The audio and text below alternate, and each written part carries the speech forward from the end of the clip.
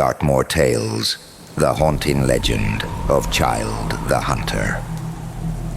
Dartmoor is a land of untamed wilderness, where the wind howls like a living thing, and the mist rolls in thick, swallowing the world whole. Many have walked its paths and never returned. Many more have died beneath its endless sky.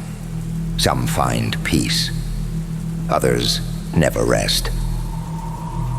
One such soul is Childe the Hunter, a wealthy Saxon nobleman, proud, fearless, a man who believed himself above the dangers of the Moor.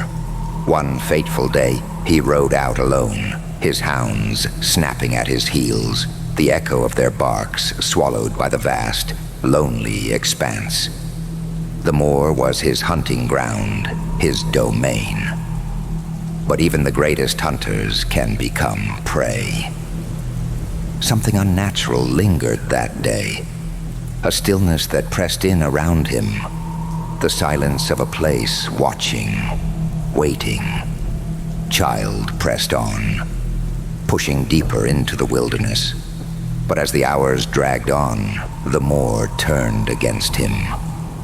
He was no longer the master of this land. He was its prisoner. His horse stumbled, its legs trembling beneath it, foam flecking its lips. It could go no further. The cold gnawed at his bones, creeping beneath his armor, through his skin, into his very soul. Desperation took hold. He was too far from home, too far from help, and so, with a shaking hand, he drew his blade and did the unthinkable. The beast that had carried him loyally through countless hunts now became his shelter. With a final ragged breath, the horse collapsed into the snow. Childe slit its belly open and crawled inside, hoping, praying that its fading warmth would see him through the night. But the Moor is merciless. By morning, the great hunter was nothing more than a frozen corpse, his lifeless eyes staring out from the hollowed carcass of his steed. When his body was found, the battle for his wealth began. Childe had promised that whoever gave him a proper burial would inherit his vast lands, a fortune worth fighting for, and fight they did. The monks of Tavistock Abbey were the first to act. They took his body, carried it back toward their monastery, and prepared for a burial fit for a nobleman. But Childe's own people, the men of Plymstock, had other plans.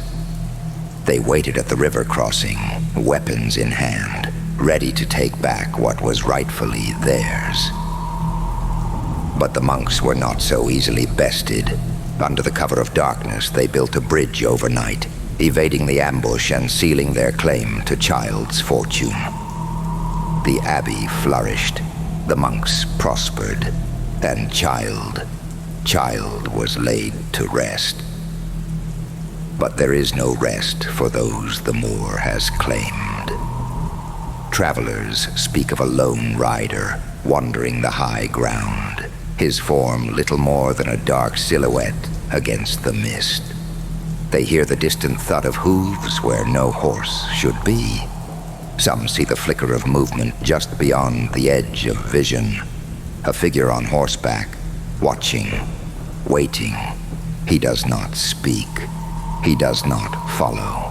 But those who have crossed his path say the air turns bitter cold, as if something unseen is reaching through the veil, grasping, clawing to return.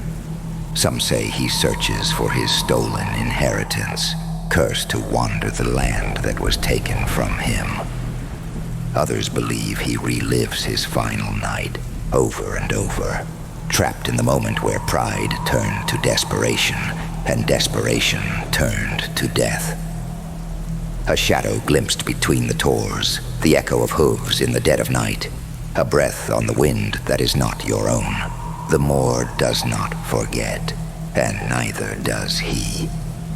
So if you ever find yourself lost on Dartmoor, If the mist closes in and the silence becomes too heavy, listen carefully, and whatever you do, don't look back.